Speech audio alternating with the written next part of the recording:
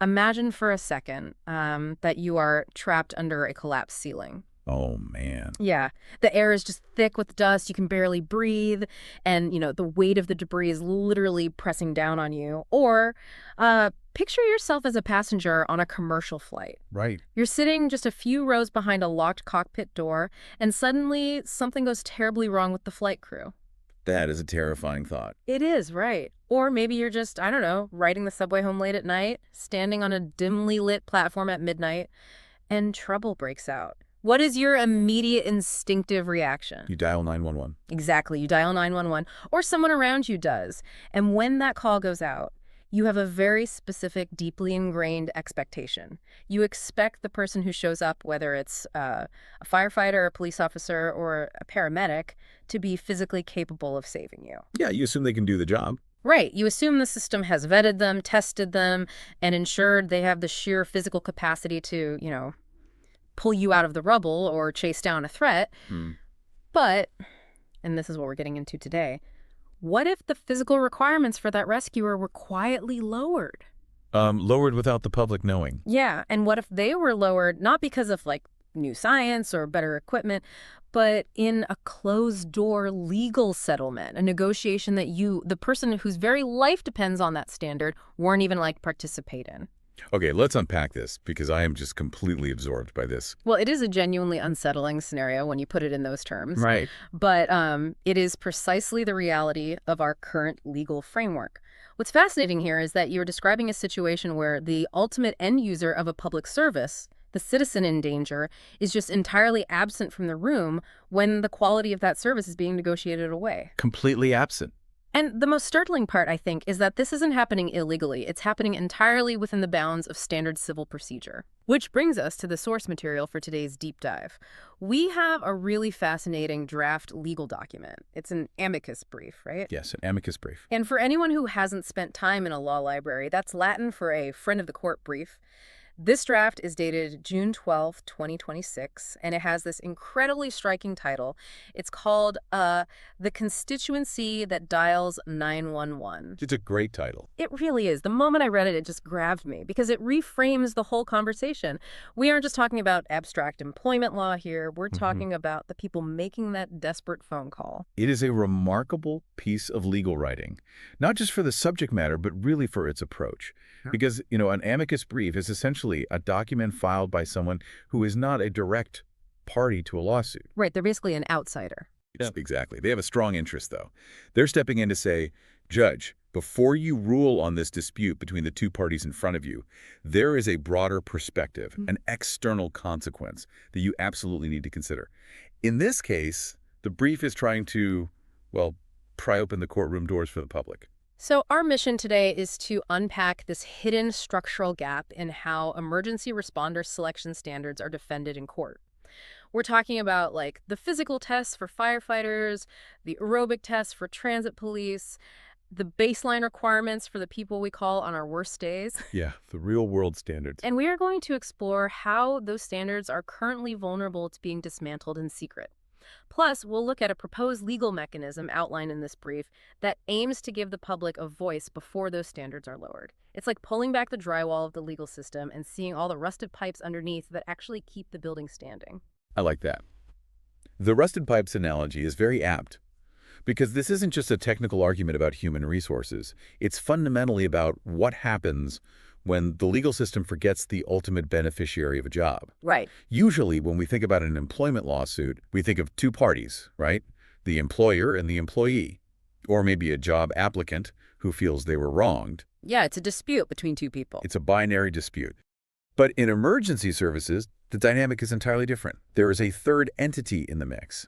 So, to understand how the public gets locked out of the courtroom, we first have to understand who these hiring standards actually belong to. The invisible third party. Okay, let's really dig into this concept because the brief calls this the concentric circles of risk. Yes, the concentric circles. The core argument here is that a physical ability test, or a merit standard in emergency services, is not just some employment perk. It's not a gatekeeping ritual to make hiring annoying. It's a promise. Yes, exactly. A promise made over the heads of both the employer and the applicant directly to a third party, the public. The person trapped under the ceiling. Right. The brief argues that when a city requires a firefighter to be able to drag a 165-pound dummy across a floor in under 2 minutes, that requirement doesn't exist for the benefit of the fire chief. And it certainly isn't there for the applicant. It exists solely to ensure that the constituency that dials 911 gets rescued. And what's wild to me is that the brief points out that the case law, the actual history of federal court decisions, already knows this. It does. The courts have acknowledged the public's primacy in safety-critical jobs for decades. It's not some new radical idea. No, they absolutely have recognized it. If we look at the precedents, there's a clear pattern. The brief methodically breaks down 4 major cases to prove this point. Let's start with a foundational case from 1972, Spurlock v. United Airlines. Okay, 1972. This was decided by the 10th Circuit Court of Appeals. United Airlines was sued over its hiring requirements for flight officers. Specifically, they required a college degree and a minimum number of flight hours. And the argument was that those requirements were discriminatory, right? Like they disproportionately excluded minority applicants from becoming pilots. Exactly. It was a classic disparate impact claim. Yeah. But the 10th Circuit looked at the job of a commercial airline pilot and, well, they essentially lowered the employer's burden to validate his hiring standards. Wait, really? Lowered the burden? Yes. They said, in jobs where the human risks are extraordinarily high, the employer doesn't have to jump through as many statistical hoops to prove their standards are a business necessity. Because the human risks of hiring an unqualified pilot do not fall on the airline's management. They fall heavily on strangers. Ah, the passengers. No. Because if a pilot makes a mistake, the executives in the boardroom aren't the ones falling out of the sky. Precisely. The court grounded its caution in the public's interest in qualified pilots, not just the airline's corporate interest. The sheer magnitude of the human risk shifts the legal calculus. The court essentially said, when lives are at stake, we are going to err on the side of the safety standard. That's the first circle of risk, the immediate consumer of the service, the passenger. Okay, so that's the passengers on a plane.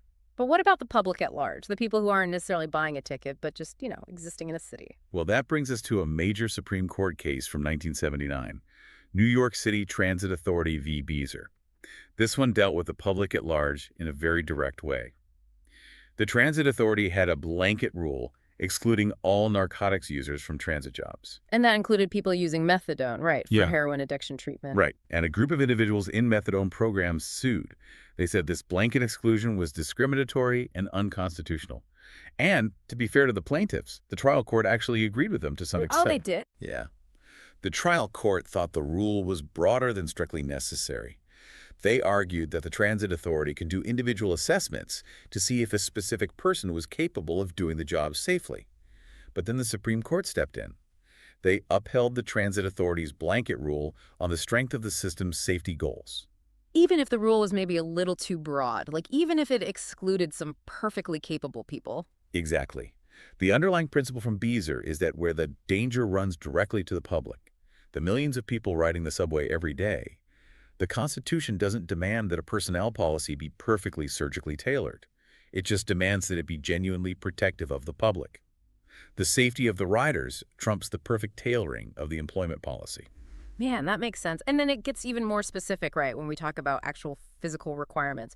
Because the brief brings up a case from 2002 that I found just incredibly compelling, Lanning v. SEPTA. Yes, the Third Circuit case. Right.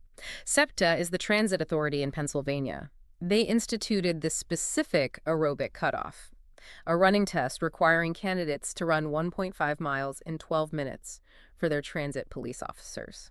And this test disqualified a very large percentage of female applicants compared to male applicants. It did. And in a normal employment scenario, a test that knocks out a huge percentage of one demographic group is highly vulnerable to being struck down for having an unlawful disparate impact. It's the textbook definition of it. But in Lanning, the aerobic standard survived. And the reason it survived is crucial to the argument of this amicus brief. The district court didn't just guess that running fast was important. No, they didn't guess at all. They looked at a rigorous record.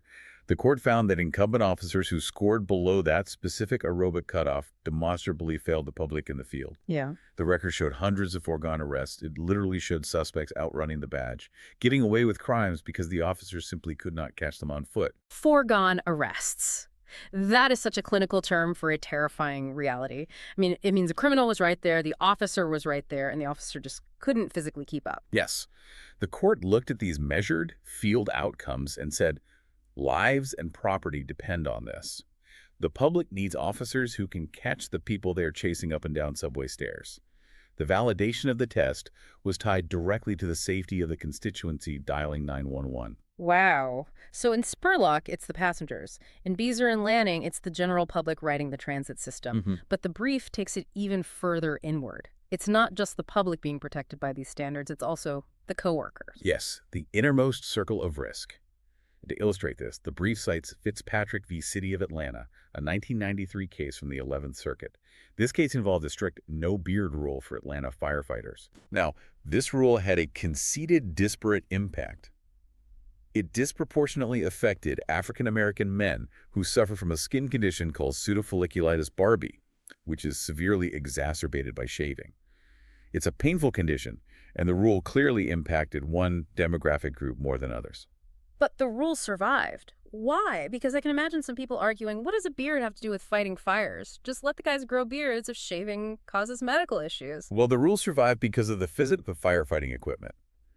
Specifically, respirators do not seal over stubble or facial hair. Right. If you have a beard, the self-contained breathing apparatus, the mask you need to survive inside a burning, smoke-filled structure filled with toxic gases, won't form a tight, airproof seal against your face. Toxins will leak in. And the court didn't want to mess around with that. They absolutely did not. The court explicitly declined to make the fire department wait for a fatality before enforcing the rule. They said safety is paramount. And think about who dies if that respirator fails in the middle of a 5-alarm fire. It's the partner. Exactly. It's not just the individual firefighter who inhaled the toxic smoke. It's the coworker who now has to stop fighting the fire, stop conducting the primary search for trapped civilians, and instead try to rescue their own partner.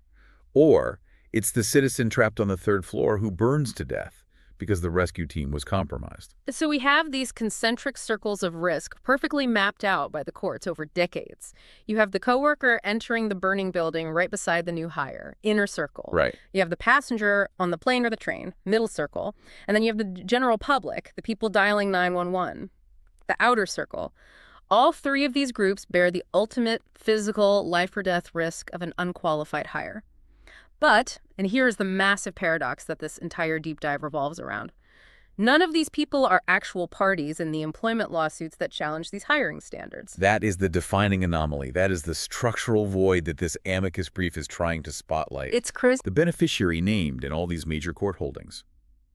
The passenger whose safety saved United Airlines' pilot standards. The subway rider whose safety saved the transit police aerobic test is not a litigant. They don't have a seat at the plaintiff's table. They don't have a seat at the defense's table.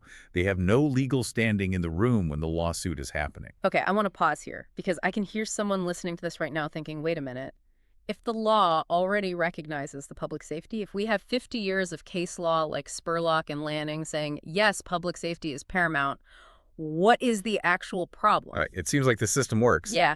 Let me use an analogy to explain my confusion. Think about a structural engineering code for building a suspension bridge. The commuters who drive over that bridge every morning, they don't care about the contractor's internal hiring practices. They don't care about the employment lawsuits happening at the engineering firm. They just care that the bridge won't collapse under the weight of rush hour traffic. As long as the engineering standard exists and is enforced, isn't the public protected? Why do they need to be in the courtroom if the judge is already using cases like Lanning to uphold the standards? Your bridge analogy is actually perfect for illuminating the precise mechanism of the failure we are discussing. You are absolutely right that in a perfect world, the engineering firm defends the structural code, the bridge stays up, and the commuters are safe without ever needing to know what happened in court. Right. The legal system balances the rights of the job applicant against the invisible right of the citizen who hasn't yet driven over the bridge. But here is where the analogy reveals the problem. Employment law, like all civil law in the United States, relies entirely on an adversarial system. An adversarial system. Yes, it is a contest between two sides. The judge does not investigate the truth on their own. The judge acts as a referee between the plaintiff and the defendant. So, returning to your bridge, the commuters are safe only as long as the engineering firm is willing to fight in court to defend the high-grade steel requirement. Uh, I see where this is going. The system only works if someone is actually playing defense. Exactly. The adversarial system relies on the employer fighting tooth and nail to defend that standard. Huh. The massive structural gap the brief exposes arises when the employer looks at the cost of the lawsuit, the bad PR, the political pressure, and simply decides they no longer want to fight. Because if the contractor just throws their hands up and says, you know what, defending this high-grade steel requirement is costing us millions in legal fees, and the politicians are yelling at us, let's just settle the lawsuit, use cheaper metal, and make the headache go away, the judge just bangs the gavel and approves it. Yes, exactly. And that leads us directly into the heart of the crisis, the adversarial gap, or what happens when the public leaves the room. Because we have to talk about how this actually happens legally. How does a city government legally surrender a safety standard? To understand how the surrender happens, we need to understand a very specific, somewhat technical legal doctrine called business necessity. We briefly touched on disparate impact earlier. Right. When an employment standard, like a written exam or a physical obstacle course, has a disparate impact, meaning it statistically screens out certain protected demographic groups at a higher rate than others, the law presumes the test might be discriminatory. But the employer can still save the standard. They can defend it. And they defend it by proving it's a business necessity, right? Yeah. Meaning, yes, fewer people from this group pass the test, but the test is absolutely essential to doing the job safely. Correct. The employer must prove that the standard is job-related and consistent with business necessity. But here is the critical, fatal flaw in the architecture of the law. In our legal system, business necessity is what is known as an affirmative defense. Okay, let's break that down. Affirmative defense. I know that term from criminal law, like pleading self-defense. What does it mean in this context, practically speaking, for the public? An affirmative defense means that the burden is entirely on the defendant, in this case the employer or the city government, to raise it. It is a defense card that only the employer holds in their hand. So the judge can't bring it up. No, the judge cannot play it for them. The plaintiffs certainly aren't going to play it. The employer alone has the power to assert business necessity or decline to assert it. So if the city government just decides not to bring it up. If an employer prefers a quiet settlement to a loud, expensive public litigation, or if they prefer to achieve a demographic goal even at the cost of a validated standard, or if they just want political shelter from activists, they simply choose not to play the card. They don't assert the business necessity defense, they fold their hand. And no rule of procedure in the federal courts notices the omission. The case just ends. That is terrifying. It means the safety of the public relies entirely on the political courage and financial stamina of a city attorney's office. And if they blink, the standard vanishes. Yes. And the brief actually gives a massive, very famous real-world example of this exact capitulation happening, right? Ricci v. DeStefano, a Supreme Court case from 2009. Yes, the New Haven firefighters case. It is perhaps the most prominent type case for this exact structural failure. And it perfectly illustrates what happens when the political heat gets too high for a municipality. Let's really dive into Ricci, because I think this makes the abstract legal theory intensely real. In New Haven, Connecticut, the fire department administered promotional exams for the ranks of lieutenant and captain. These were rigorous, validated exams designed to find the most capable leaders for the fire ground. They spent a significant amount of money and time designing these exams specifically to ensure they were job-related. But then the results came in. Right. And when the results came back, the statistical outcomes were deeply skewed. White candidates outperformed minority candidates at a rate that immediately triggered a disparate impact vulnerability. No African-American candidates and only 2 Hispanic candidates scored high enough to be promoted based on the open positions. And naturally, the city faced intense, immediate political pressure. Activists were angry, politicians were sweating. So what did the city of New Haven do? Did they go to court and defend their test? Did they point to the validation studies and say, we need the people who scored the highest on these fireground tactics exams? No, they did the exact opposite. They convened a civil service board meeting, and under immense political pressure, they simply threw the test results in the trash. Just toss them. They discarded their own validated examinations. They denied promotions to the candidates who had earned them under the established rules. And here is the critical point the amicus brief makes, the point that blew my mind. New Haven did not go to court and lose the business necessity argument. Exactly. That is the crux of it. They didn't put the test on the witness stand, call their experts, and have a federal judge say, after reviewing the evidence, this test is scientifically invalid and unnecessary. They simply never made the argument. They surrendered before the fight even started. They folded the cards. So how did the case even end up at the Supreme Court if the city surrendered? Well, the public's interest in having demonstrably qualified fire officers only survived because a group of the high-scoring candidates, led by Frank Ricci, who is dyslexic and had spent thousands of dollars and hundreds of hours studying for this exam, were angry enough to sue their own employer. They sued the city. Yes. They sued the city for discarding the results, claiming disparate treatment. The case went all the way to the Supreme Court, which eventually ruled in favor of Ricci and the other firefighters, saying the city couldn't just throw out the test without a strong basis and evidence that the test was actually flawed. But think about the terrifying implication of that. If Frank Ricci and those specific firefighters hadn't had the personal resources, the money, the time, and the sheer stubborn resolve to sue their own city, New Haven's capitulation would have been completely invisible to the public. That is exactly the brief's point. The constituency whose ceilings collapse and whose arteries occlude, the public of New Haven, had no procedural existence at any point in that entire drama. They were saved purely by the historical accident that a handful of employees were personally aggrieved enough to fund a multi-year federal lawsuit. The public was relying on Frank Ricci's anger to keep their fire department standards intact. I mean, that is not a functional system of public safety. No, it's not. And this brings us to the ultimate procedural trapdoor. Because Ricci was a case where the city acted unilaterally. But what about when a city is actually sued by plaintiffs over a test, and instead of fighting, they just agree to settle? This brings us to the concept of consent decrees. Yes. The brief argues powerfully that consent decrees are the mechanism that institutionalizes this exact capitulation. Let's explain what a consent decree is, because we hear that term in the news a lot, usually regarding police departments. A consent decree is essentially a settlement agreement that is approved and enforced by a judge. Instead of going through a long, drawn-out trial, the plaintiff and the defendant come to an agreement on how to resolve the issue. They write it down, present it to the judge signs off on it, and it becomes a legally binding court order. And on the surface, that sounds great, right? The courts are backlogged, judges love settlements because it clears their docket, the plaintiffs are happy because they got the standard changed or lowered, which was their goal. The city government is happy because they don't have to pay millions of taxpayer dollars to outside law firms to litigate the case, and they avoid the bad PR of a trial. Everyone in the courtroom is smiling and shaking hands. Everyone in the courtroom is happy, yes. But the people whose fundamental safety interests are being sacrificed in that settlement are not in the room.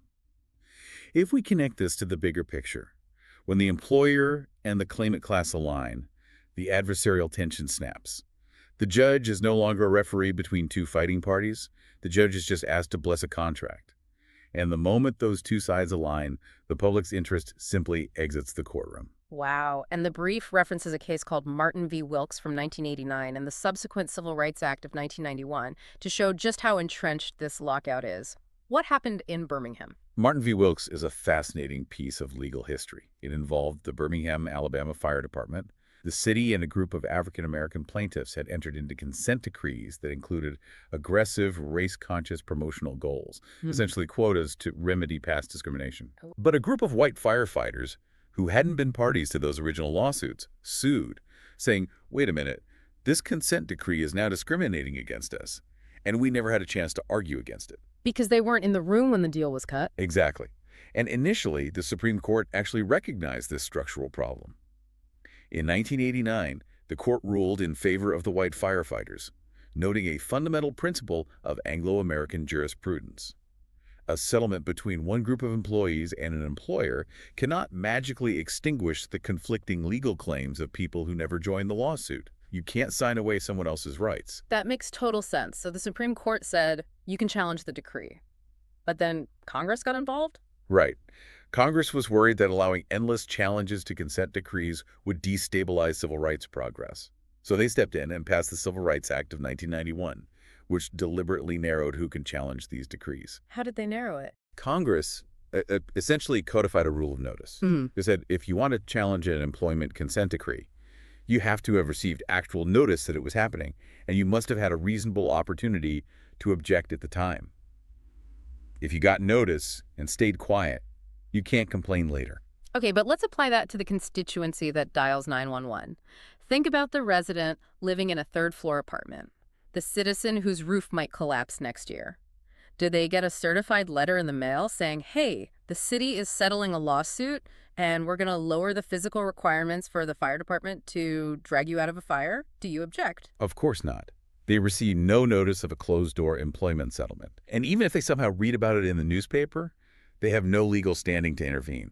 Let's define standing for a second because that's a huge legal barrier. Standing is a constitutional requirement that basically says you must have a concrete actual injury to bring a lawsuit. Yeah. You can't just sue because you're theoretically angry about a policy. You must be injured. But the citizen whose life depends on the fire department hasn't been injured yet. Their injury hasn't happened. Right. They haven't been trapped in a fire yet. They haven't had a heart attack yet. So they have no standing to object to the lowered standard. Congress's 1991 framework doesn't bind them because Congress's framework never even imagined them as a party of interest. Here's where it gets really interesting. It reminds me of a hockey game. Let's build a metaphor here to visualize this catastrophic failure. Think of the employer, the city government, as the hockey goalie. Okay, I'm with you. The goal net behind them is the validated safety standard. It's the aerobic test, the physical exam, the requirement that you can drag a body out of a building. The opposing team, the plaintiffs in the lawsuit, are shooting the puck, trying to score, which represents lowering or eliminating the standard. In a normal, healthy, adversarial legal system, the goalie blocks the puck. The employer asserts the business necessity defense, brings in the validation studies, and protects the net. The standard survives. The public in the stands cheers because they are safe. Yes. But what we are talking about with a consent decree is the goalie willingly stepping out of the crease. The goalie looks at the opposing team, looks at the angry fans, looks at the team owner who doesn't want to pay for a long game and says, you know what? I'm just going to skate over to the bench. Yeah. The puck, the lowered standard, just glides right into the empty net. And the fans in the stands, the public who pays for the ticket and relies on the team, they can scream all they want. They can be furious, but they are trapped behind plexiglass. They can't jump onto the ice, put on the pads, and block the puck themselves. They don't have standing. They just have to watch their safety get bargained away because the goalie walked off the job. That is a stark visual, but it is legally, procedurally accurate. When the goalie leaves the net, when the employer abandons the affirmative defense of business necessity, the adversarial system completely breaks down. The judge, who is essentially the referee in this metaphor, doesn't stop the game to ask why the goalie left. The referee just blows the whistle, points to the net, and says, goal. The consent decree is signed. But I have to stop and ask the obvious question. I'm trying to put myself in the shoes of a mayor or a city council member. Why would a city government ever willingly compromise the safety of its own citizens? Doesn't the city, which is run by elected officials who want to get reelected, want highly capable firefighters? Don't they want a transit police force that can actually catch criminals? It seems wildly counterintuitive, almost cartoonishly evil to suggest they would just abandon public safety on purpose. It does seem counterintuitive until you look at the immense, competing, and very real pressures that municipal governments face on a daily basis. The amicus brief outlines this impartially, and it's important we view it objectively. Employers, particularly city governments, are constantly balancing multiple different civic goals at once, and public safety is only one of them. So what are the other goals? First, there is the sheer financial cost of litigation. Defending a disparate impact lawsuit is incredibly expensive. You have to hire specialized outside counsel, you have to hire industrial psychologists and statisticians to serve as expert witnesses to prove your validation studies are perfect.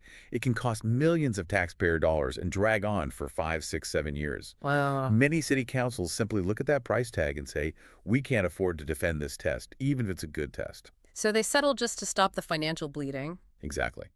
Second, there is the intense desire for political compromise. Mayors and city councils face massive pressure from constituent groups, activists, and the media who passionately want the fire department or the police force to demographically reflect the makeup of the city. If a test is producing a fire academy class that is 95% white in a city that is 50% minority, the political optics are brutal for the mayor. The pressure to fix the numbers immediately is overwhelming. Okay, so financial cost and political optics. And third, there's often the pressure of federal oversight, investigations by the Department of Justice, or the threat of losing federal funding. When a city government looks at a validated physical test that is producing statistically skewed results, they are caught between a rock and a hard place. The path of least resistance, the path that makes the protests stop, saves the millions in legal fees, and gets the federal government off their back, is to settle the lawsuit, alter or lower the test, and avoid the public relations nightmare of a drawn-out discrimination trial. So it isn't malice. They aren't sitting in a smoky back room maliciously trying to endanger the public or saying, let's hire weak firefighters so people's houses burn down. They are making a pragmatic, bureaucratic calculation to survive political and financial pressure. Precisely. It is bureaucratic pragmatism. But the result for the constituency that dials 911 is exactly the same as if it were malice. The standard gets lowered. The standard gets lowered, the lawsuit goes away, the politicians cut a ribbon with a new, diverse class of recruits, the judge clears their docket, and the public is entirely oblivious. They have no idea that the firefighter showing up to their house in 5 years might not actually be able to carry them down a ladder until the moment they are trapped in the smoke. That's the reality. This sets up the central driving question of the brief. How do we fix this? Because we can't just mandate that cities fight every lawsuit to the bitter end and bankrupt themselves. And we can't expect the public to hire lawyers to intervene in every single municipal employment dispute. How does this amicus brief propose fixing a systemic, structural gap without tearing down 50 years of civil rights and employment law? And that brings us to the core solution proposed in the document, the missing doctrine, and a modest proposal for the courts. The author of the brief isn't asking for Congress to pass a sweeping new law. They aren't asking the Supreme Court to overturn landmark civil rights cases or destroy the concept of disparate impact entirely.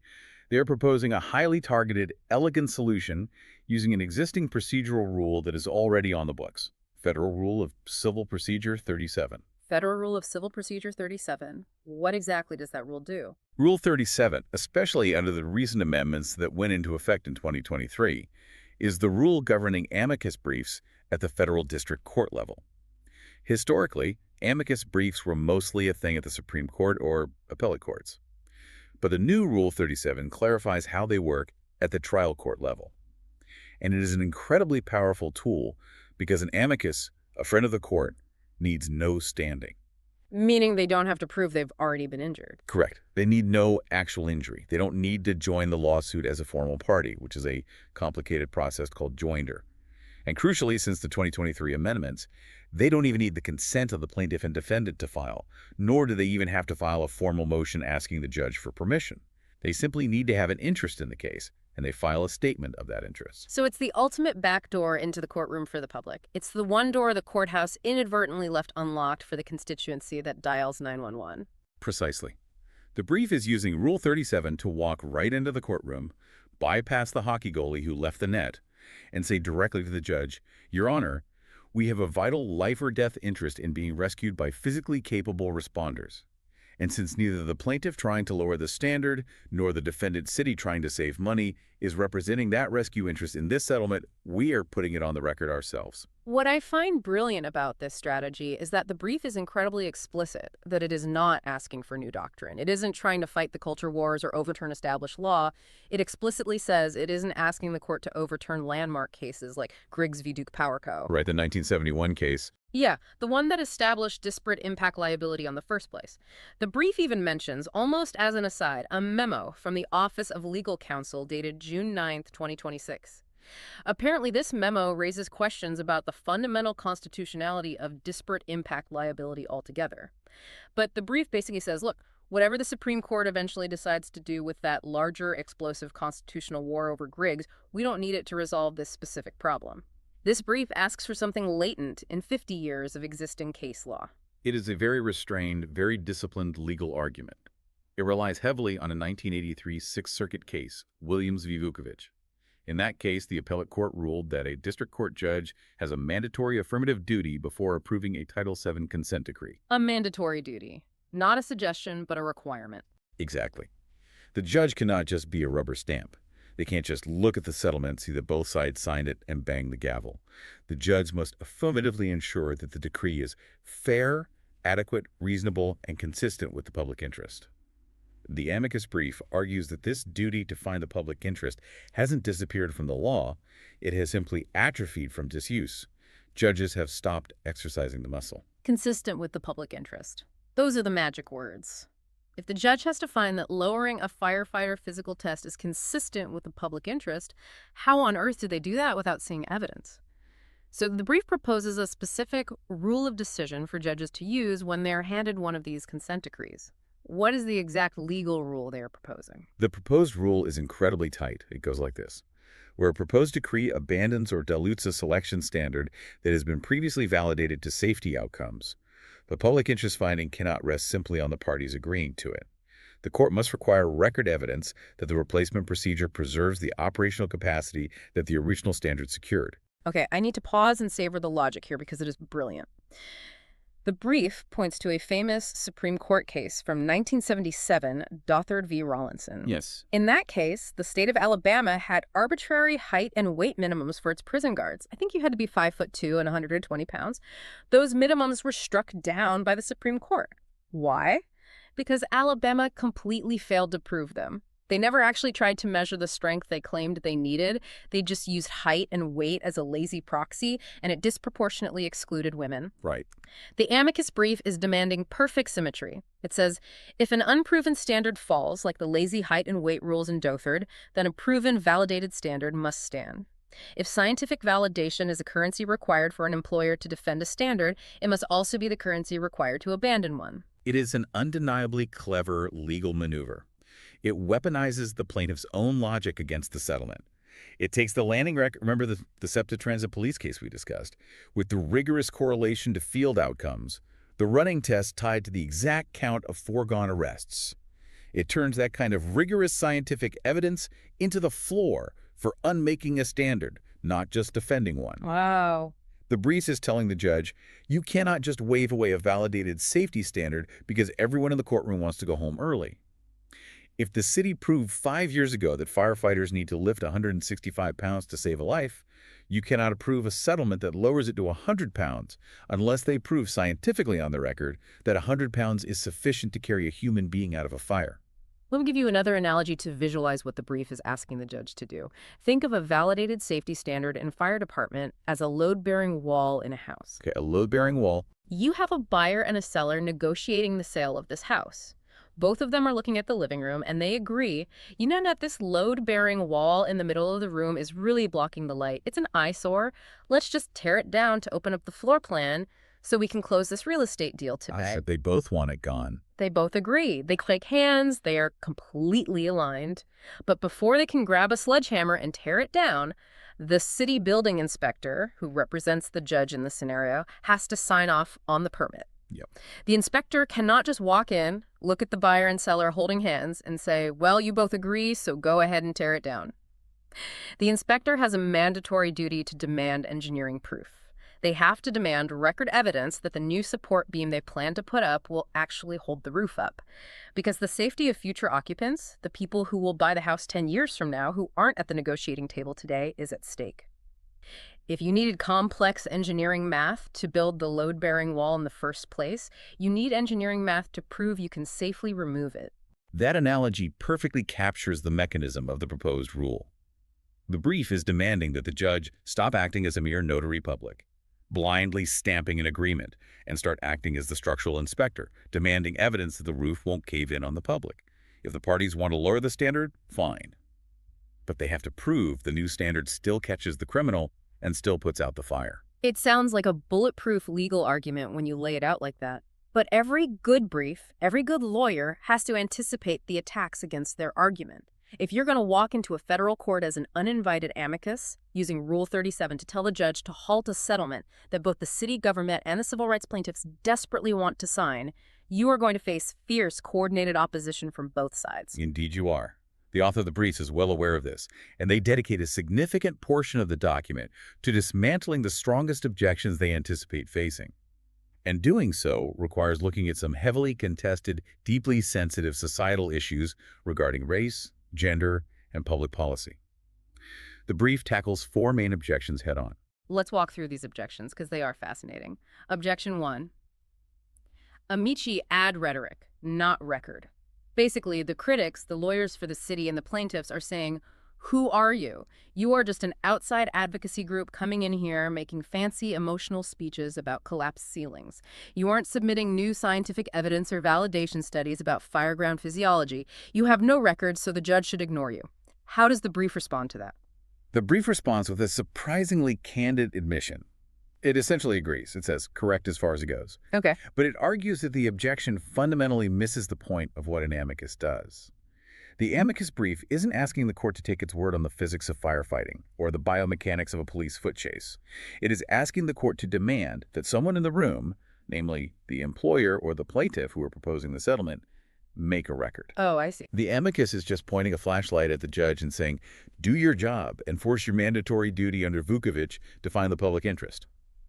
It is a procedural demand for evidence, enforceable by the only actor in the room with no financial or political stake in the settlement, the judge. Okay, that makes sense. It's not the amicus's job to do the science. It's the amicus's job to remind the judge to ask for the science.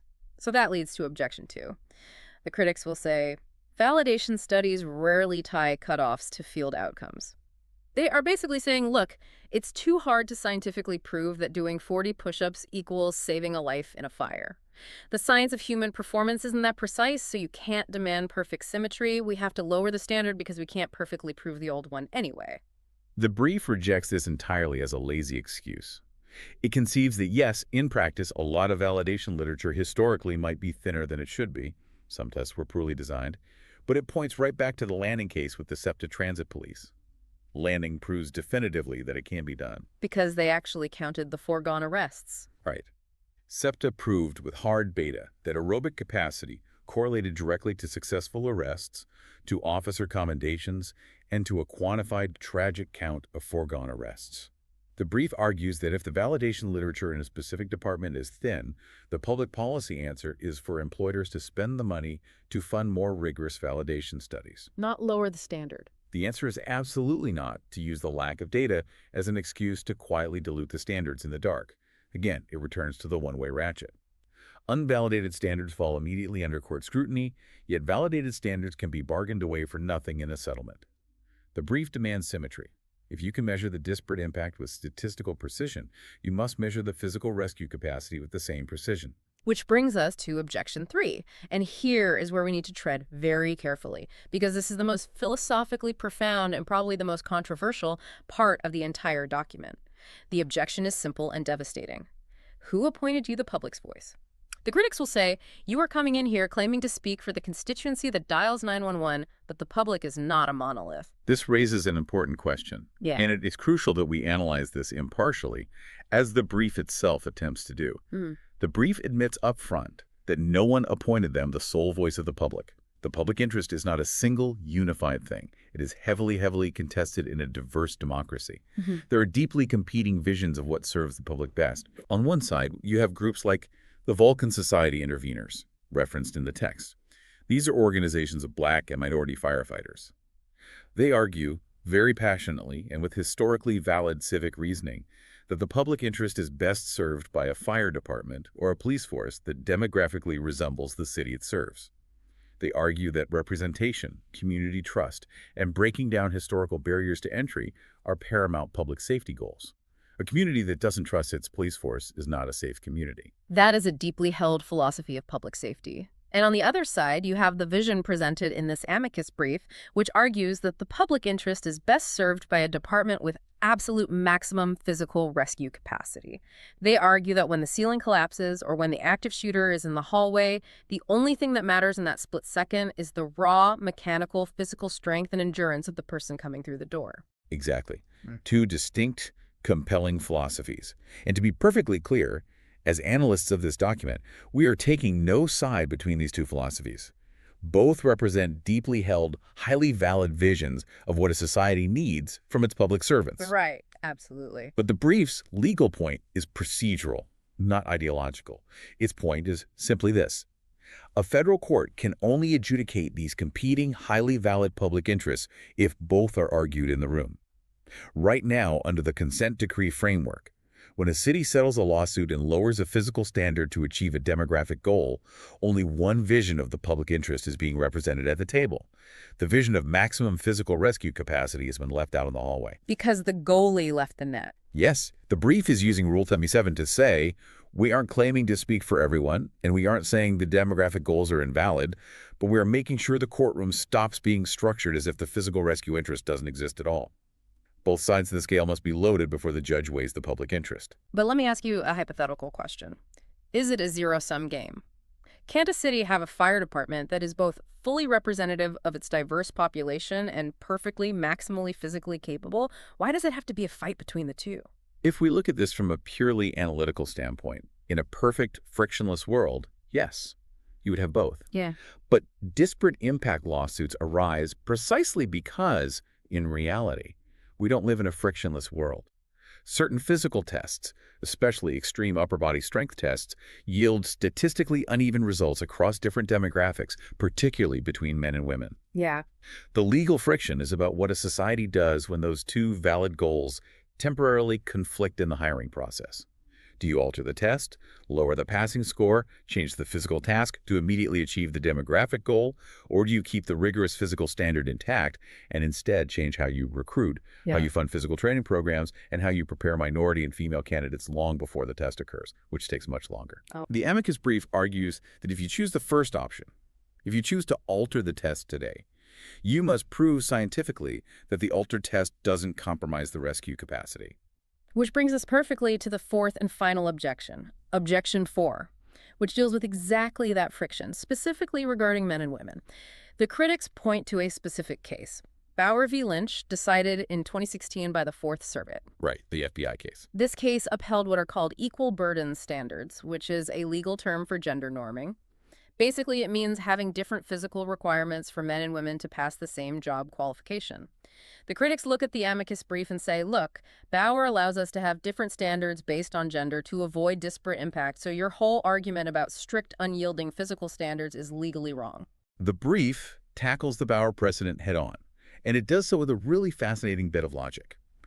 The Fourth Circuit did uphold gender norming for the FBI Academy Physical Fitness Test. They allowed men to be required to do more push-ups than women to graduate. But the amicus brief argues that Bauer, if you actually read the underlying logic of the decision, concedes the amicus brief's central point. How does it concede the point? When the government defends gender norming, the legal defense is that they are actually measuring the same underlying fitness construct, the same baseline level of overall physical health adequate to be an FBI agent. They're just measuring it at different raw scores because of physiological differences between men and women. It is what the brief calls a metrological dispute. Metrological, meaning the science of measurement, how you measure a thing. Correct. It is a debate about how to accurately measure a fixed, required trait across different human bodies. It is not a substantive license to lower the actual required work of the job itself. The brief states this incredibly powerfully, and it's perhaps the most memorable line in the entire document. The fire ground, unlike the scoring table, does not norm. Wow. The argument is this: if gender norming genuinely preserves the operational construct, if it genuinely ensures that every single agent, male or female, can do the required physical tasks of the job safely, then the brief has no quarrel with it. But where norming becomes a legal euphemism for simply diluting the construct itself, where you are just lowering the bar so that less physically capable people can pass, regardless of whether they can actually lift the victim, then Bauer's own logic condemns it. You cannot reduce the actual physical work that the emergency requires. The fire ground does not norm. That is a chilling and undeniably true sentence. Fire doesn't care about your demographic. Fire doesn't care about the city's political goals. Gravity doesn't grade on a curve when a ceiling collapses. A 165-pound unconscious victim weighs 165 pounds regardless of who is trying to lift them. It's the harsh reality of physics. So what does this all mean? Let's bring this all together. We have gone deep into the weeds of civil procedure today. We've explored how a simple procedural quirk, the fact that business necessity is an optional affirmative defense, can lead to life and death safety standards being bargained away in closed courtroom settlements. We've seen how city governments, acting like hockey goalies stepping out of the net, capitulate to political and financial pressure. And we've looked at a proposed solution, using Rule 37 to force federal judges to act like building inspectors, demanding hard scientific record evidence before allowing these vital standards to be lowered, thereby protecting the invisible third party, the constituency that dials 911. This matters to you, the person listening right now, because the abstract, dry rules of civil procedure, things like standing, joinder, affirmative defenses, and consent decrees, dictate the very physical, tangible reality of the world you live in. They dictate the structural integrity of your society. Absolutely. The next time you see a fire engine screaming down the street, or a transit cop patrolling a subway platform, or an airline pilot walking through the terminal, you are not just looking at public servants. You are looking at the end result of decades of invisible legal battles. You are looking at safety standards that either survived the crucible of litigation or were quietly compromised behind closed doors before you even knew you needed them. And that leaves us with one final lingering question to ponder as we wrap up this deep dive. If the public safety interest is currently unrepresented when emergency responder standards are settled out of court, what other critical areas of our public infrastructure are undergoing the exact same invisible dilution right now? That's the real question. Right. Think about the intense medical licensing exams for surgeons who operate on our hearts. Think about the cognitive and stress tests required for air traffic controllers who manage thousands of flights a day. Think about the safety validation algorithms running the new autonomous transit systems in our major cities. Are the rigorous standards for those critical systems being shaped, altered, or quietly lowered right now by private legal settlements where the end user, the patient on the operating table, the passenger in the sky, the pedestrian in the crosswalk, has no seat at the table? When the doors close and the lawyers shake hands to make a lawsuit go away, who is making sure the ceiling doesn't collapse on you?